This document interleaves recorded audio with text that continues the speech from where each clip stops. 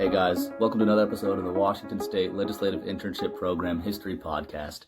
I'm Ben and I'm joined today by Max. Hey guys. We're both interns in the state senate this year, and today I want to do an episode on Native American treaties that Washington State signed with various tribes in our state that affect us in many ways, especially legislatively still today.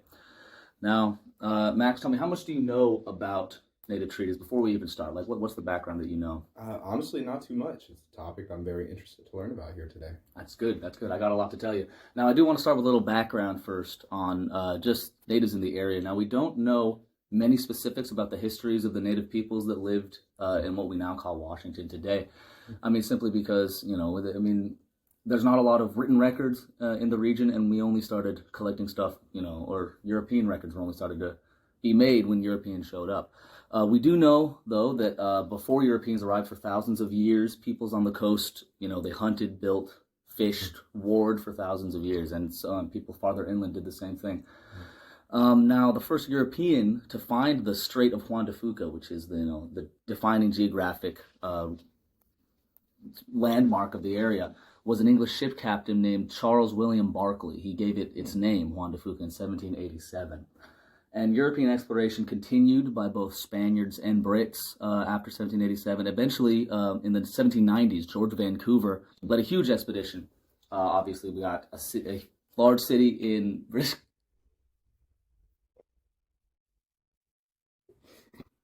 Now, European exploration continued by both Spaniards and Brits mainly after 1787 until the 1790s, when George Vancouver did a huge expedition. Obviously, we have two very big cities in the Northwest named after Vancouver, at least two. And he's the one that actually named the sound Puget after his lieutenant on that boat. Now, later, these Europeans, they start to show up more in force after this, and they start to make more claims. Eventually, there was a treaty in 1818 between the United States and Great Britain, which were two dominant powers in the region. They established a joint occupation of this northwest area that they called the Oregon Country, which now encompasses modern-day Oregon, Washington, Idaho, and parts of Montana and Wyoming on the state side. This treaty, though, was pretty important only basically to fur traders. There were not a lot of Europeans in the area, and the natives that had been there were barely affected by this. I mean, there was barely any European government. It took until the 1830s for American settlers to begin entering the region on foot. I mean, most of the trading was done. They'd land on the coast, build a fort on the coast, and then they'd go inland to hunt furs and then bring it back to the coast. Mm-hmm. But they started arriving on foot in the 30s. Until the 40s, though, the Europeans really had no organization that was sophisticated enough to call a government. It was mostly the native communities that, enforced social customs and laws, basically, till then. But then, of course, the Oregon Territory was officially established in 1848 as part of the United States, and the Washington Territory then out of that was established in 1853. And 1853 is really where our story starts with these treaties, and a very important figure that we need to know about is Isaac Stevens. He was the first governor of the Washington Territory. Now, he was an American West Point graduate. He was a veteran of the Mexican-American War, very important guy. He was appointed the first governor in 1853 when the territory was founded, and this appointment included the Superintendency for Territorial Indian Affairs. So he wasn't only a representative of Washington Territory, or executive for Washington Territory, but a representative of the United States federal government for Indian affairs in the region. It was in this capacity as superintendent that he began to plan treaty councils with local native leaders. That was one of the very first things that he set out to do when the Washington Territory was created. He would eventually sign 8 treaties with native tribes in the Northwest on behalf of the United States. These treaties did a lot of things, but mostly they focused on designating reservations for native groups, and they cemented with them certain rights and privileges. Now, Max, how much do you know about Isaac Stevens? Not too much. I do know that Isaac Stevens is the namesake for Stevens Court, an apartment building over there in UW. I did not know that. Seattle. I did not know that. Well, there you go. I also know there's not... people aren't very happy with a lot of the things that he did. Really? I mean, typical perhaps of people of that time, but, he's definitely a lot of people know him. Very big name in Washington. I remember hearing about him when I took Washington State history. Now, I know you weren't living in Washington State when you were in elementary school, but when we took Washington State history in class, we talked a lot about him. Now, I want to talk a little bit about these treaties because that's really, Hmm. we got to have a legislative nexus here, right? As the legislative internship program, these treaties are the definition, the foundation for a lot of legal interaction that we have with the tribes, and they define our legal interaction still today. The first treaty that they signed was known as the Treaty of Medicine Creek in 1854, and it was signed along a creek known as Medicine Creek. So, I mean, that's why they called it that. It was signed with native tribes and bands that lived around the head of the Puget Sound. These tribes, there was a lot of tribes listed: the Nisqually, the Puyallup, the Steilacoom, the Squaxin, the Sohmamish, the Stechas, the Tepixin, the Squeite, and the Sehewamish were of the main important ones. And this treaty, in the language of the treaty, you read that it ceded over 2 million acres of land to the United States, while establishing 3 reservations, a plan for cash payment over a 20-year period, and enshrinement of native fishing and hunting rights. Now, this treaty was the beginning of many, and its language and consequences were very similar to many of those that followed. We could, analyze. When I was writing this script earlier, I wanted to kind of go in depth into each treaty and find all the minute differences, but I realized that the differences were so small, they were so insignificant that it really wouldn't have made for a very interesting podcast. The treaties are all very similar in their language. For example, language is either exact or very similar to the following at the very beginning. It said, "The said tribes and bands of Indians hereby cede, relinquish, and convey to the United States all their right, title, and interest in and to the lands and country occupied by them." It's a very strict language, isn't it? I mean, all their land immediately ceded to the United States. It's very, it seems kind of surprising. Why would the natives sign such a treaty that grants basically all their land? These sessions also, usually were accompanied by establishment of reservations, a cash payout usually, and outlining of traditional rights. The specifics of each one, of course, varied by the treaty. And now, as I was hinting at earlier, there was a lot of gripes with these treaties. Max, I mean, tell me, I know I said a little bit. What do you think might have been some problems people had with the treaties? Well, with the treaties, I could see the ceding all their lands would be probably the biggest one. All their lands is kind of a big one. I mean, anything, well, maybe, you think what are some problems you might foresee with people upholding the treaties? Do you think that the United States is faithful completely to these treaties? From my knowledge of just U.S. history in general, I don't think they would. Yeah. Well, an unfortunately common situation experienced by these native signatories in the aftermath was that the treaties weren't very equal in their language, first off. Now, there are many possible reasons for why these treaties were signed. We're unsure exactly. It could be that the native signatories were completely and fully aware of what the treaties outlined, and they signed it for various reasons. Maybe they thought it was best for them in the long run to give in to American interests at that point. Maybe, there's multiple reasons. Another suggestion is that the treaties were written in English. The treaty discussions were not only in English. They were, of course, spoken in English by the Americans. They did have translators to help with the local Chinook jargon. It's kind of a trade language of the area, very important, not just in the Northwest, but even if you go up to Alaska, Chinook jargon is very important. But of course, it's not really a native language to many people. Chinook jargon is kind of it's a communication language for various tribes. All these tribes speaking, of course, different languages. And so, the question is, maybe the fact that it was written in English and done through this translation could have led to a misunderstanding of what exactly was being signed over. There's also maybe a cultural difference. There's a misunderstanding among natives of what a signature like this meant. Americans had an understanding of what it means to sign a contract, but maybe the natives didn't really understand what the Americans thought of, or I should say white Americans thought of what they were doing. Maybe they didn't realize it was as binding as it was, or they didn't realize how important this document would be.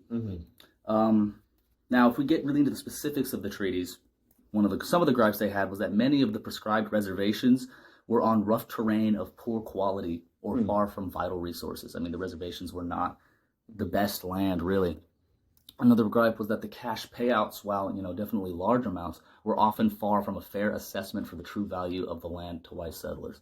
I know you said you think that all their lands is kind of dramatic, right? Right. Nearly 2 million acres was ceded in the Medicine Creek Treaty, and I don't remember the exact dollar amount. I think it was in the tens, or I think it was 20,000 maybe U.S. back then, which is back then is definitely significant. But imagine how much it's all worth today. Mm-hmm. I mean, that's 2 million acres of land. That's a lot of money. I feel like, probably a bit unfair that they got that amount only. And the rights and privileges in these treaties that were allotted to natives were often overlooked, abridged, or even ignored in practice in the decades following. Of course, this is, Americans signing this treaty and then kind of ignoring it anyway because they had the ability to. So how did natives react to these injustices? I thought it was interesting the many ways that they reacted, because it seemed like they did things similar to how we do things today. They petitioned, sued, and mediated with the government. They pursued a legal means. Of course, there were examples of times where it didn't happen. There were wars fought over issues like that. Chief Leshai organized a very large protest in the early territorial period over a treaty that he thought was unfair to his people.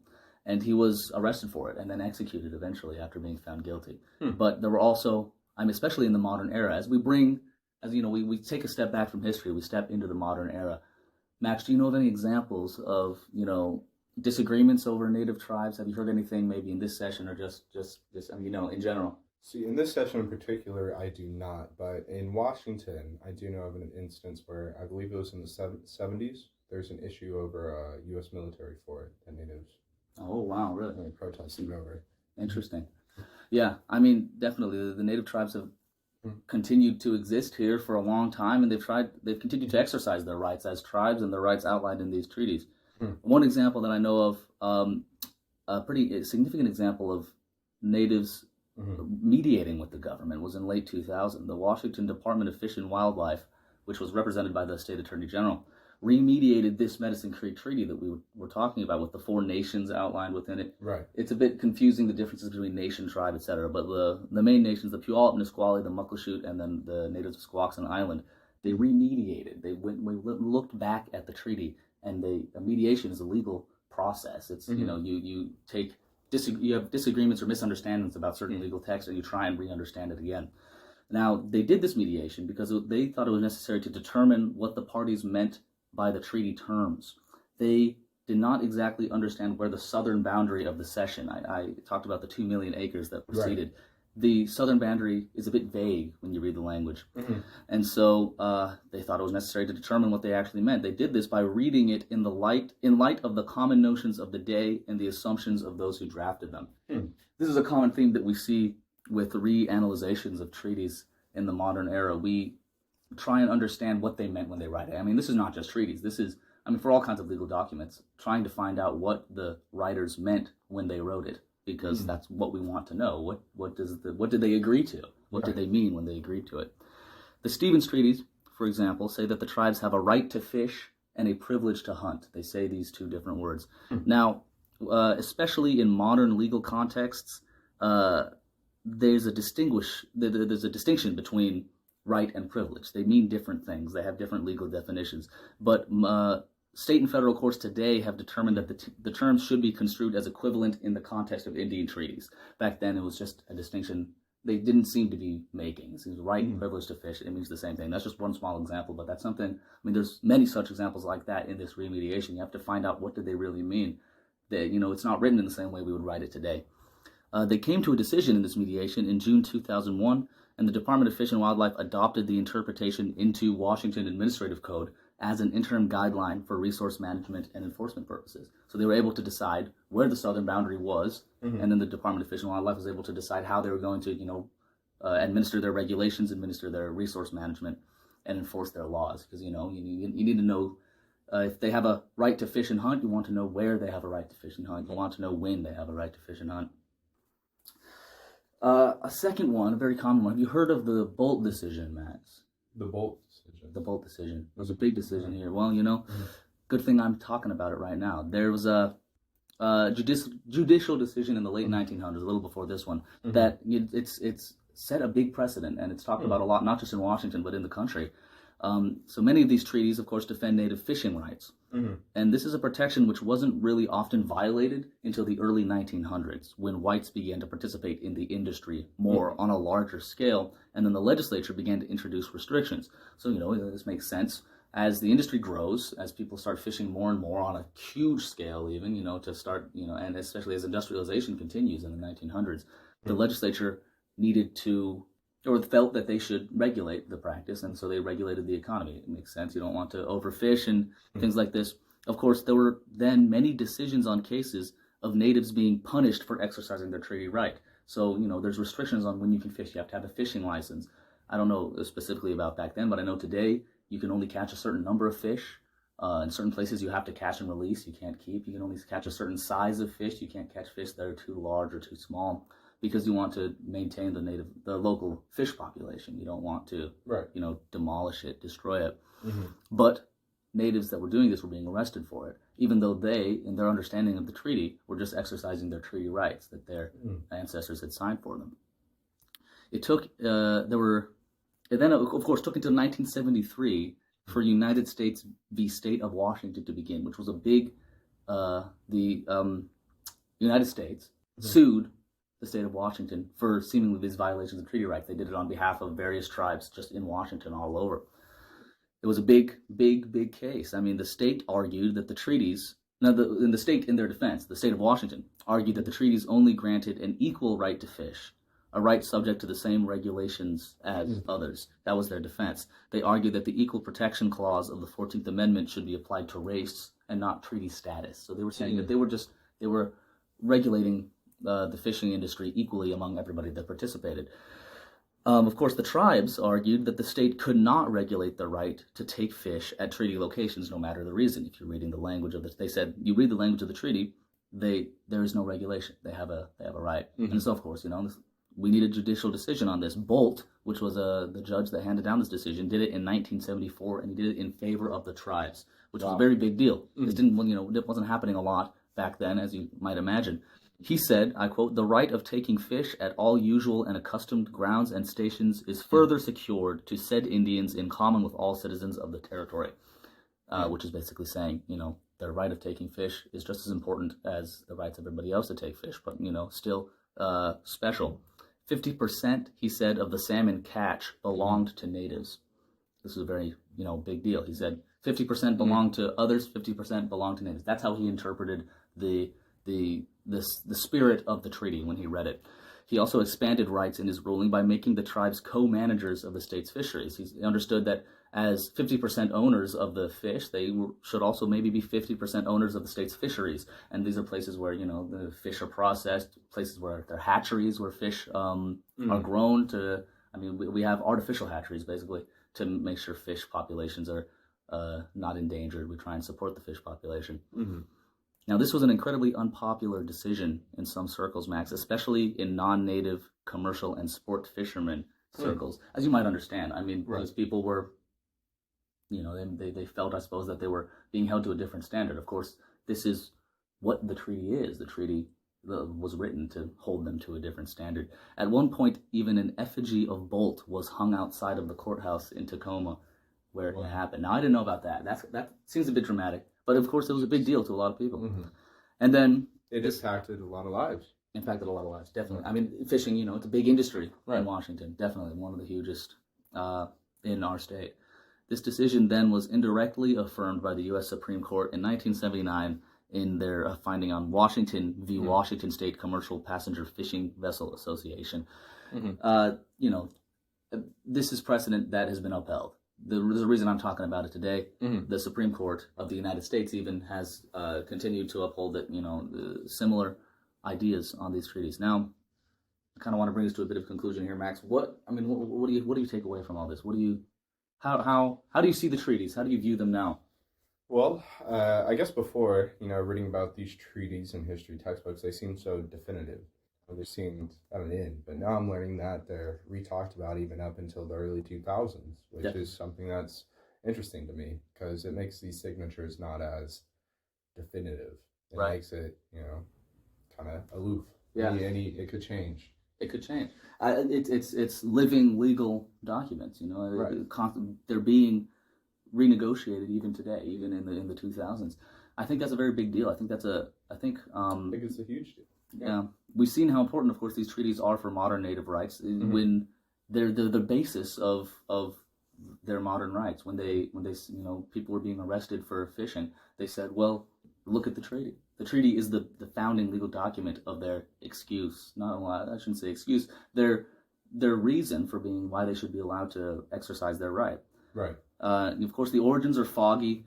They could have been signed without understanding. They could have been signed under duress, or for various reasons we don't know. But the existence of these legal documents has had and continues to have real judicial consequences into the modern era.